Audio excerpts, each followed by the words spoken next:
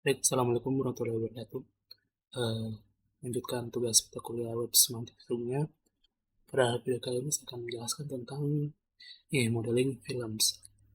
Jadi sini masih ada hubungannya dengan yang sebelum, kalau penjelasan sebelumnya itu tentang range dan tentang kelas dan properti. Oke, kita langsung saja masuk di penjelasannya. Yang modeling film ini coba artikan. Oke, jadi di sini kita akan membangun sebuah data model dari dataset movie yang ada di chapter 2. Jadi pada dataset itu ada tiga apa, kind of things, sesuatu yang berbeda, yang berhubungan dengan sebuah apa ya tadi yang berhubungan dengan film, film, aktor dan direktor. Dan di sini kita akan membuat sebuah kelas dari apa membuat dari setiap tadi. Kemudian jadi aktor itu dia memiliki performance film dari sebuah film, dan seorang direktor itu dia mensutradarai film. Kemudian semuanya itu memiliki sebuah nama. Nah, kemudian pada gambar 6.62 ini akan menampilkan graf tentang film Blade Runner yang yang menunjukkan bahwa Ridley Scott itu adalah direktor dan Harrison Ford adalah seorang aktor. Kemudian untuk ID dan types yang digunakan di sini itu SP namespace, yang mana itu dia sebenarnya dari http://www.saprok.com /film sebagai namespace sebagai SP. Kemudian ini notice dan perhatikan bahwa di sini juga digunakan RDF type, yang property yang digunakan untuk menunjukkan tipe apa dari kelas tersebut. Kemudian tadi arti. Nah, kita juga akan segera memperkenalkan banyak kosakata baru yang menggunakan yang RDF, RDFS, dan OL. Nah, itu akan dibahas untuk pembahasan nanti. Dan di sini saya dilihat gambarnya tadi tentang film Blade Runner. Kita lihat penjelasannya.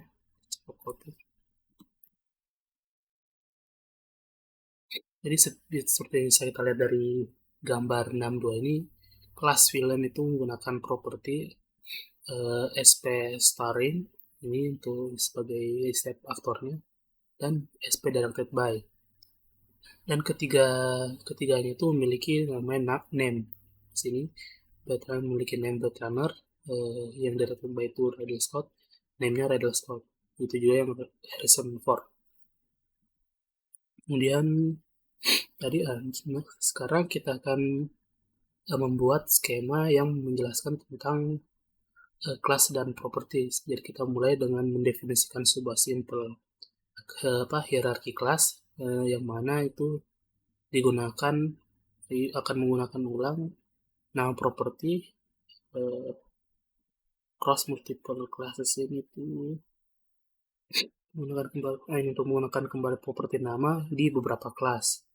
Nah, kemudian kita akan melampirkan ke sebuah kelas kelas bernama SP object, yang kemudian itu membuat kelas-kelas lain menjadi subkelas dari objek. Terus kita akan juga menggunakan kelas SP person yang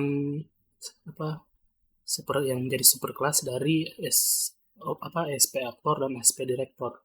Ini keduanya itu merupakan kelas. Jadi sehingga kita dapat menambahkan properti yang umum untuk apa? Untuk people atau person, untuk orang. Jadi seperti tanggal lahir atau hubungan keluarga, hubungan keluarga. Dan kita akan menggunakan di sini yang namanya RDFS subclass of properti yang akan menghubungkan subclass ke superclassesnya. Jadi di sini akan dilihat gambar 63.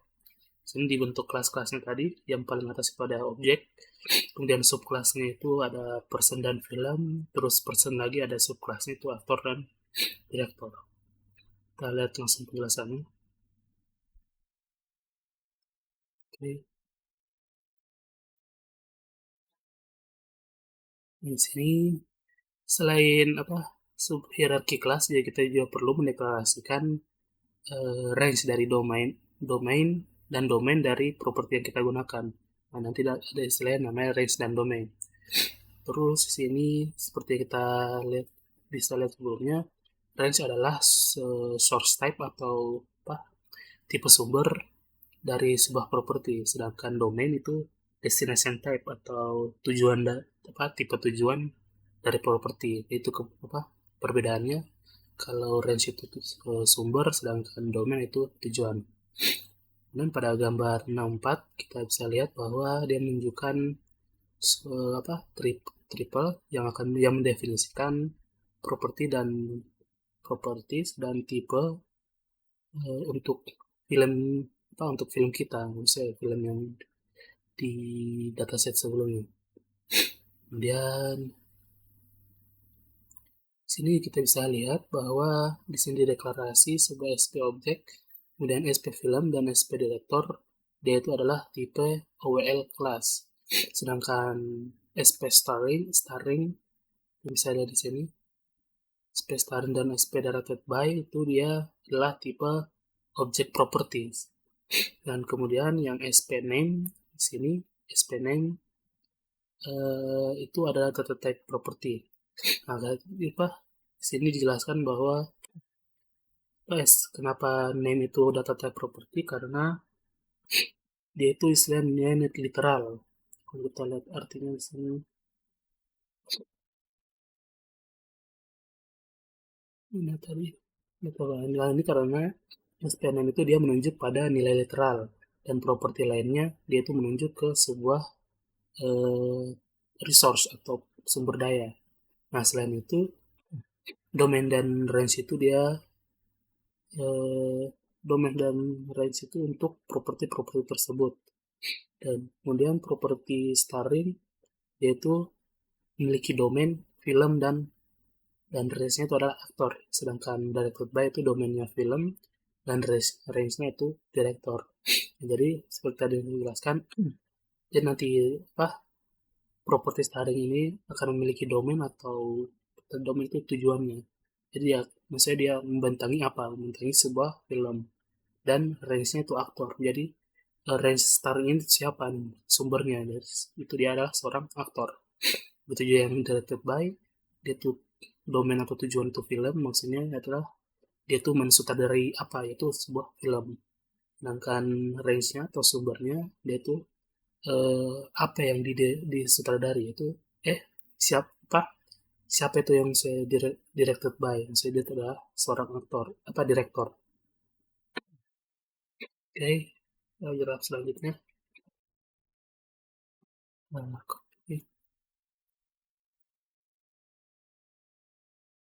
Di sini properti SPName itu didefinisikan dengan cara yang berbeda karena name menunjuk ke nilai string.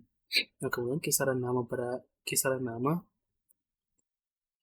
adalah XSD string, yang mana merupakan tipe data literal XML. Semua tipe data literal XML seperti float, integer, string, dan tanggal dapat digunakan dalam OWL selama properti yang menggunakan bertipe OWL data type property. Jadi yang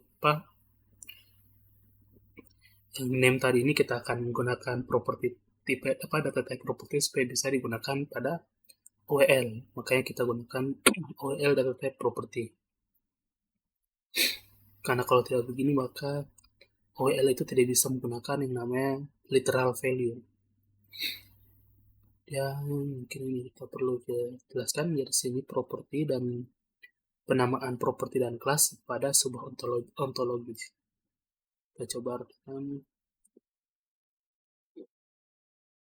Di sini ketika kita memiliki sebuah properti atau kelas yang namanya terdiri dari beberapa kata, maka konsensus yang paling banyak digunakan adalah menggunakan kurung kurawal. Nah, ini berarti bahwa alih-alih menggunakan directed by atau directed by, jadi kita harus menggunakan directed by untuk menamai properti ini diarahkan oleh. Nah, directed by properti. Terus huruf pertama dari nama kelas biasanya menggunakan huruf besar, dan huruf pertama dari nama properti adalah huruf kecil. Terus di sini dari konsensus ada sebuah apa sih? Konsensus itu tidak ada konsensus untuk sumber daya contoh lain, karena mengidentifikasi ini seringkali bergantung pada sistem. Namun pengenal yang pendek dan mudah dibaca selalu lebih baik daripada kode yang dibuat oleh mesin. Kita lanjut saya untuk penjelasan. Di sini ada graf pada gambar 64. Di sini dia mendefinisikan kelas dan properti yang become very kompleks, yang lebih kompleks dan menjadi yang lebih kompleks dan lebih quick simple harus.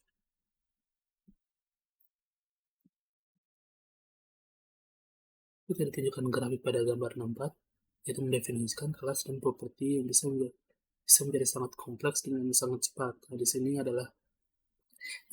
alat bantu dan API bisa sangat membantu nanti.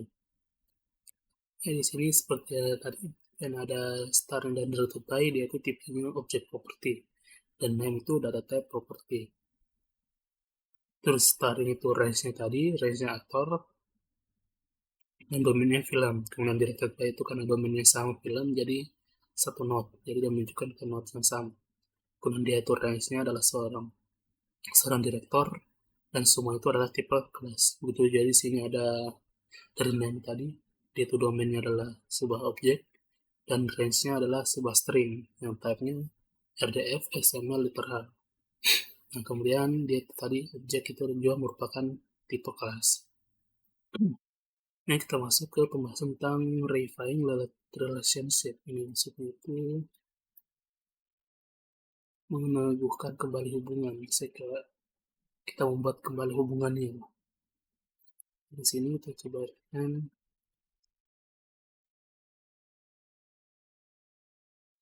Jadi masalah umum dalam pemodelan data terjadi ketika perlu membuat pernyataan tentang hubungan. Contoh dari hal ini, dalam kumpulan data film film di sini itu adalah menambahkan peran yang dimainkan seorang aktor dalam sebuah film. Jadi Al-Ahli mengatakan bahwa Harrison Ford ada di film Blade Runner. Jadi sini dia akan mengatakan bahwa Harrison Ford berperan sebagai Rick Deckard di film Blade Runner. Jadi kita tidak bisa saja menambahkan properti peran, karena peran bukanlah properti dari seorang aktor atau film. Itu adalah properti dari penampilan Harrison Ford di Blade Runner. Kemudian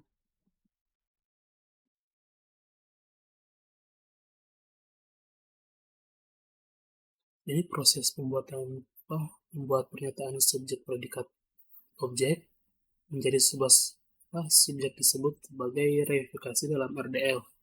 Nah, jadi tadi itu reify itu dia itu proses membuat pernyataan SPO-nya, itu istilahnya.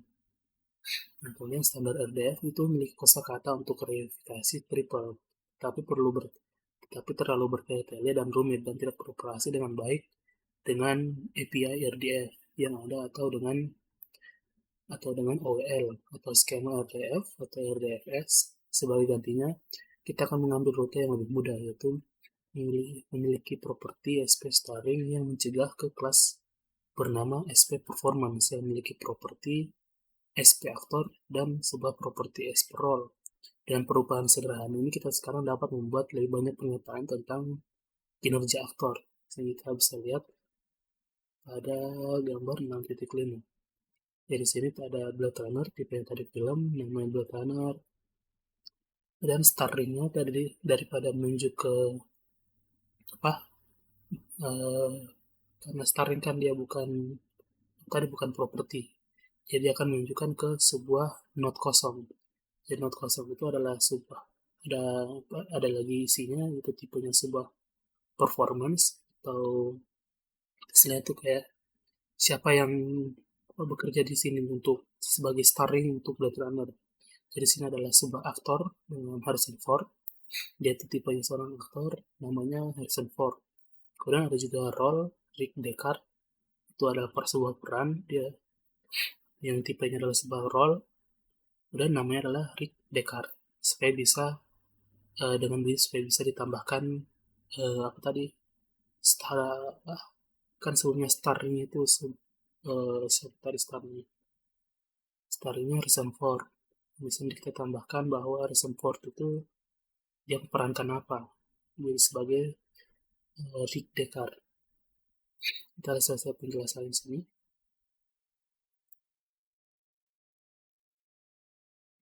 Jadi kelas SP performance yaitu dia berbeda dengan SP aktor, SP film, dan SP direktor. Karena alih-alih mendeskripsikan konsep atau hal utama dalam data, kelas ini itu dia mendeskripsikan atau menggambarkan sebuah hubungan antara berbagai hal tanpa SP aktor, SP film, atau peran yang berhubung dengan apa ini, dengan tertentu kalau lihat di sini. Kemudian SP performance dia itu tidak ada artinya, ia akan bergantung pada hal-hal yang terhubung dengannya untuk mendeskripsikan makna dalam RDF adalah umum untuk menggunakan not kosong untuk relasi yang direferensikan hubungan kayak tadi dia gunakan not kosong untuk mereferensikan hubungan dengan film Blade tadi. Terus karena mereka mungkin tidak memiliki ID intrinsik yang berasal dari data yang dimodelkan, dia berasal gitu di sini.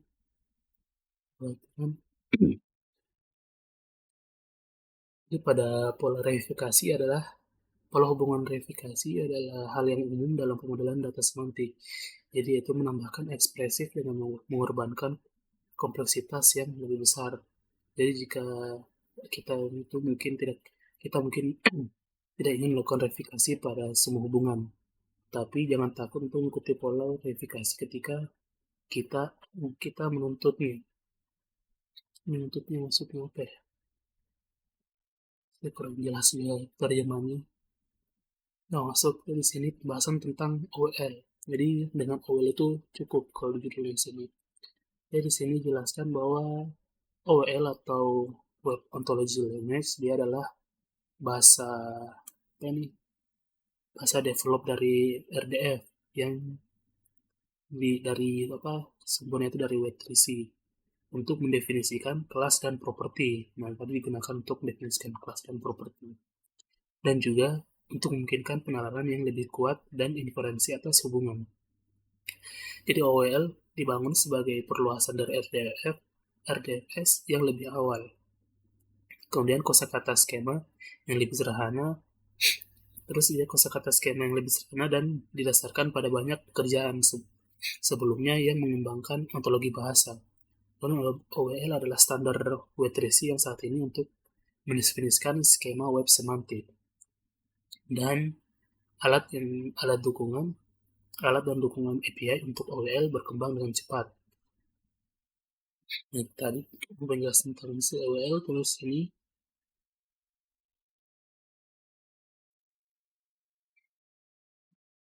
di sini bahwa OWL adalah bahasa yang sangat besar dengan banyak bagian yang rumit.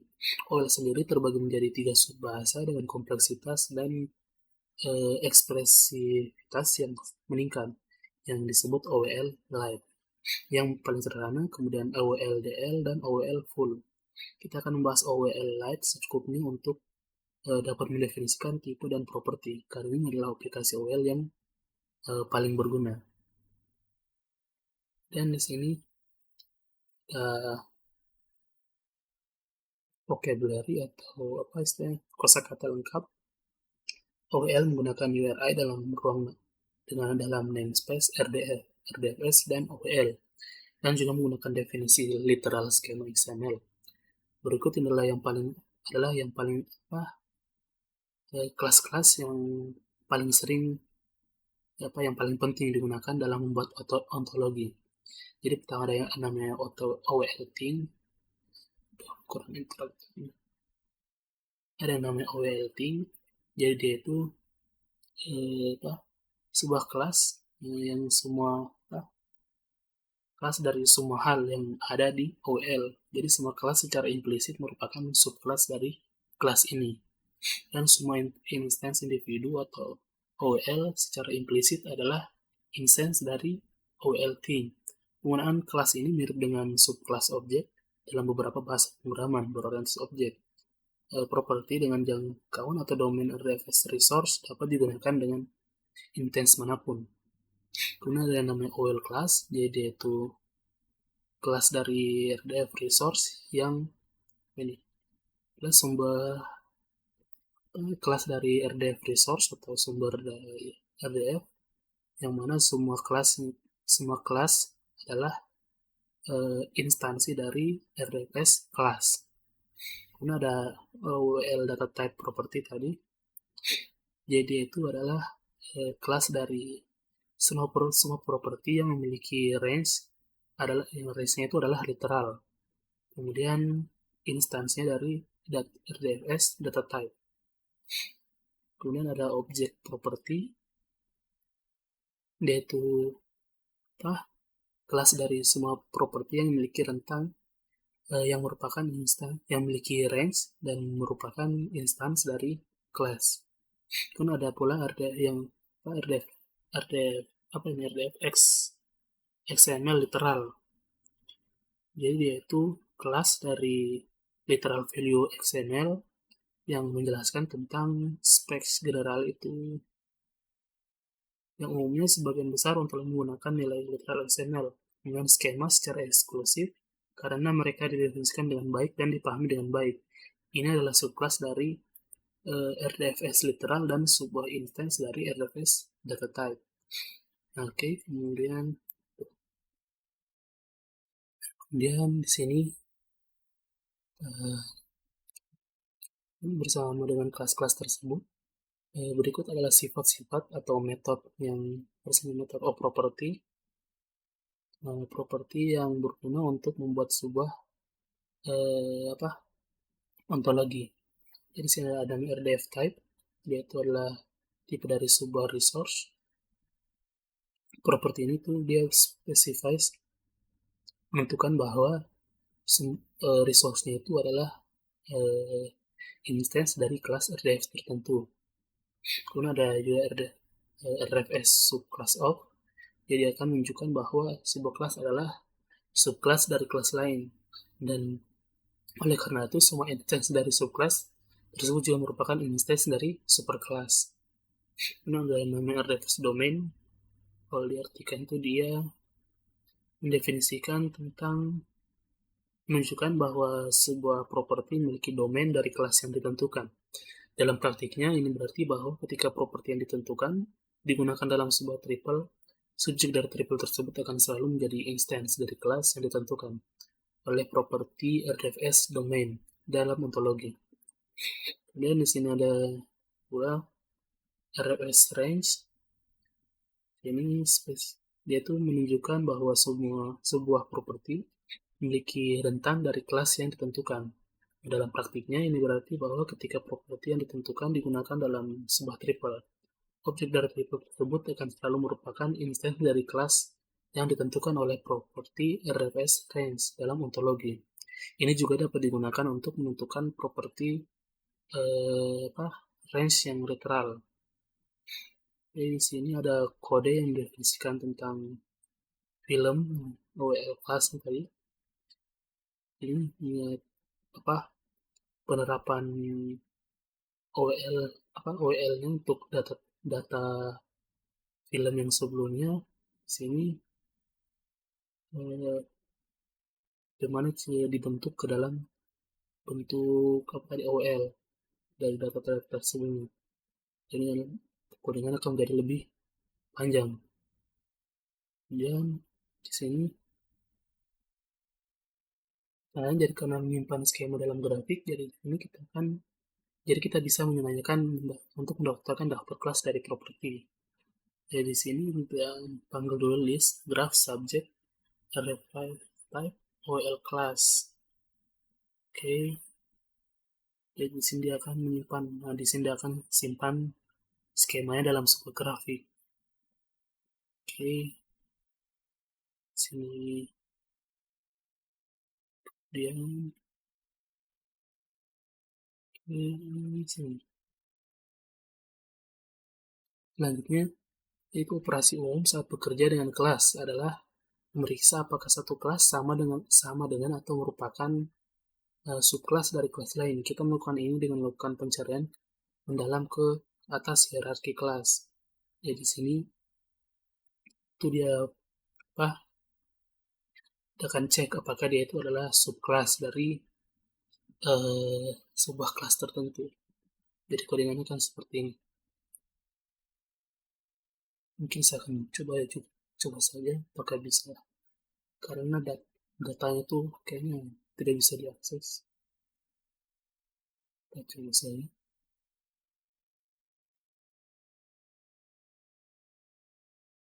Oke, tadi saya sudah coba ini codingannya, saya sudah masukkan ke dalam codingan Python ini. Dan juga saya sudah lakukan penyesuaian karena buku ini juga terbitnya sudah lama, kemungkinan pakai Python yang versi sudah lama juga. Saya sesuaikan pakai AI untuk perbaiki codingannya untuk menyesuaikan Python versi terbaru. Oke, di sini sudah diselesaikan dan saya sudah jalankan. Di sini saya jalankan menggunakan terminal Python.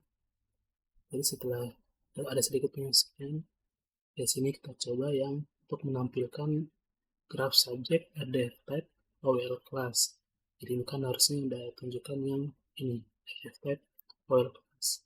Dari sini yang sudah sesuaikan di sini menggunakan RDFNS type dan OLNS class. Jadi setelah dijalankan akan tampil seperti ini, yaitu URI-nya. Jadi di sini tadi objeknya tadi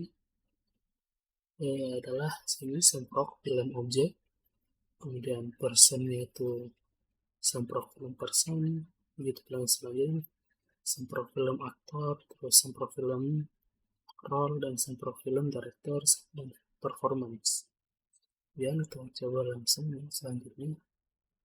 Ini yang list graph, kita coba. Oh, sekali.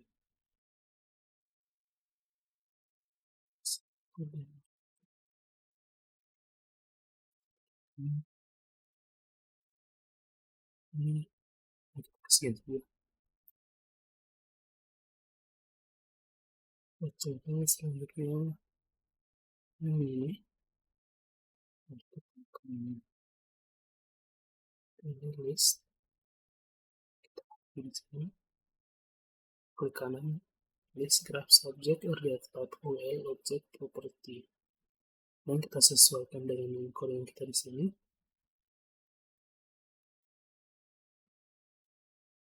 Udah.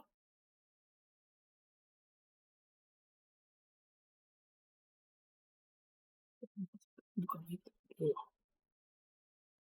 Bukan harusnya ini.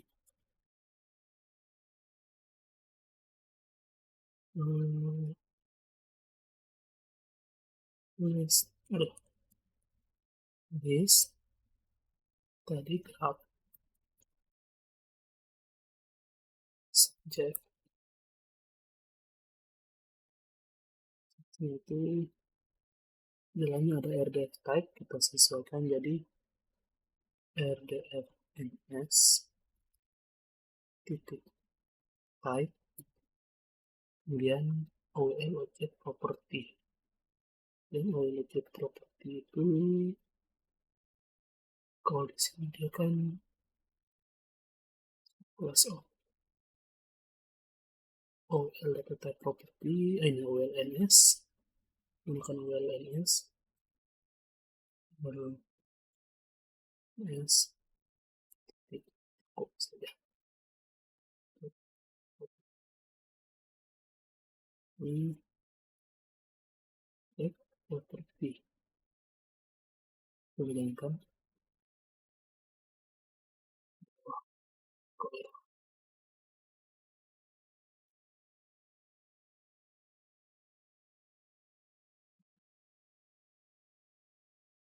describe OLS.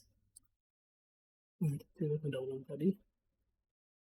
Selanjutnya kita coba lagi mengangkat terus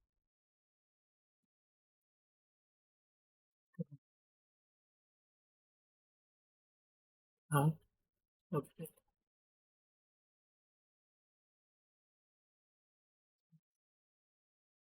dua dari def ns ns type koma olns type property. Ini mana tadi? Nah, ini kita jalankan. Oh, itu dia tidak ada. Ini memang tidak ada.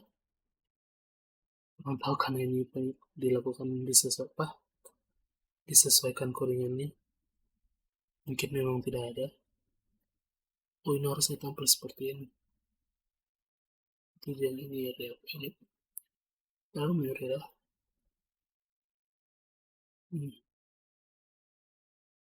dia muncul film roll atau directed by Hasron as aktor starring.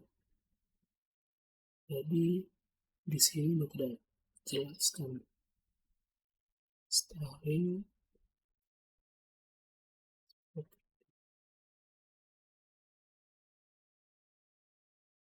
in performance. Oh, objek properti ya. Tuh, data type properti ya. OLNS objek properti, aduh, not data type.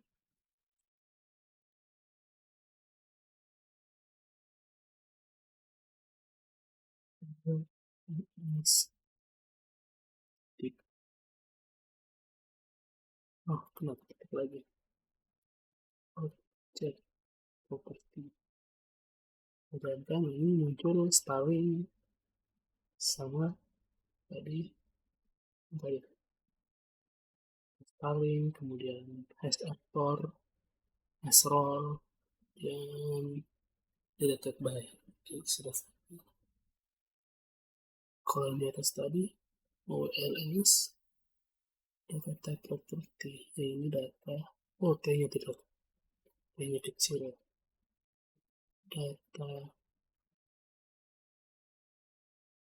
type property muncul file name. Oke, sama.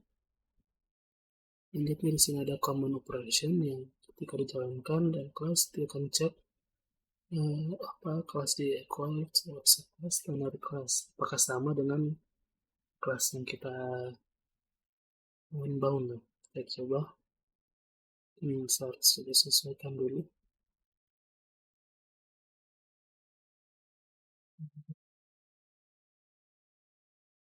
Oke, ini tadi koinnya langsung copy saja, kita simpan di terminal Python tadi. Klik kanan, oke, paste supaya bentuk kelasnya langsungnya betul false. Oke, sama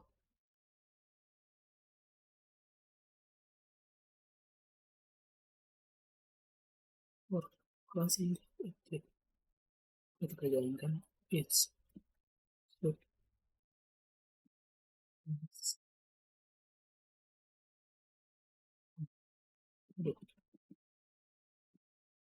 macam sudah ini. Oh,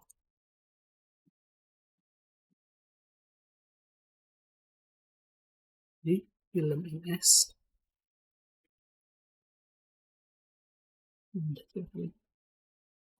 film NS tulis aktor or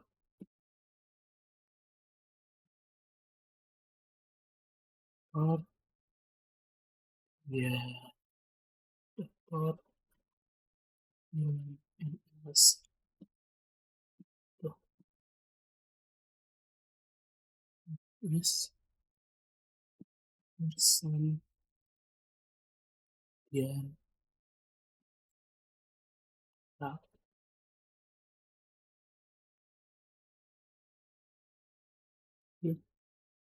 jalan.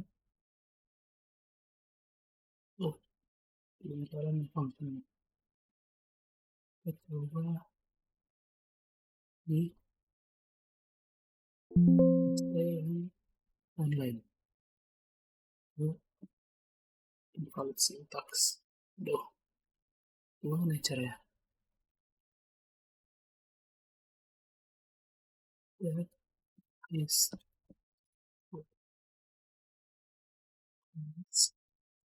oh, aku copy satu-satu.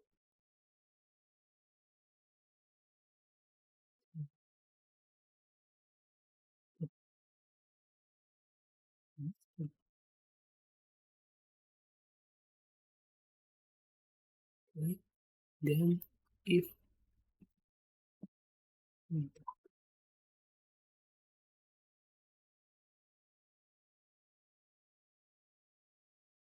dan pasca return true.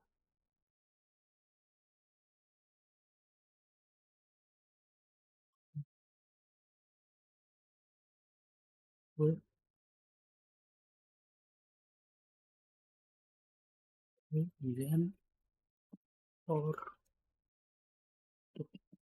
pasti lagi.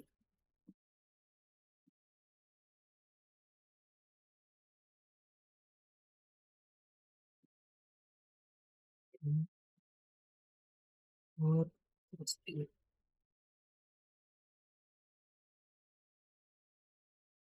Aduh, satu. Ini it's a class of dan good.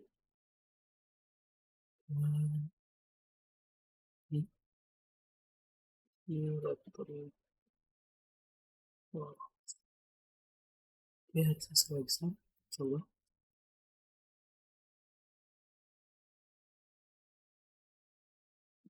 Ini.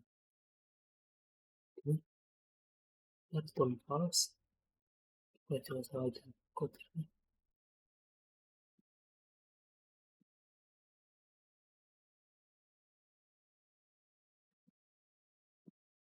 Nah, ini kembali true. Oke, sudah jalan. Nah, ini cek lagi. Tadi adalah subclass. Duh, return person. Oh, false, karena film NS itu bukan subclass dari person. Dan di sini buat data buat Blade Runner, di sini tambahkan datanya. Oke, yang tadi. Ini saya coba dulu copy space sama sih.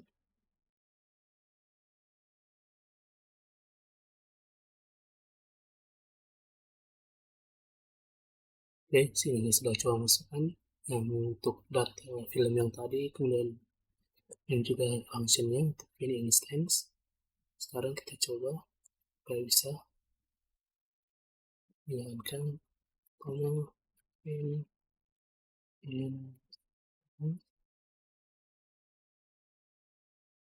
very class. It's kenapa begini? But person class yang terakhir ini ini move in instance person. Okay, instance notify and determine with instances. Instances aja. Instances. Oops. Oke. Sedangkan sekarang person class-nya is not defined. Jadi person class-nya itu di sini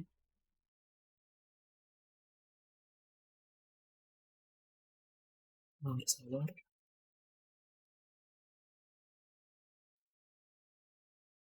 It's not defined. Query class. Saya udah kembalikan set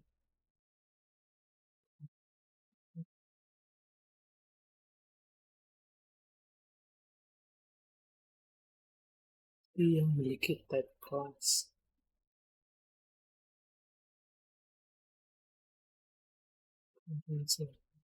Class. Jadi ada type.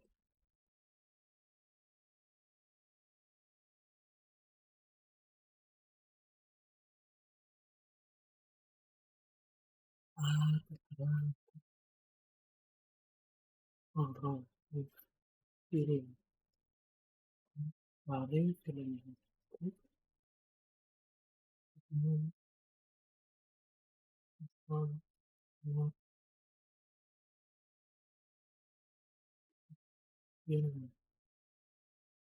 bersih.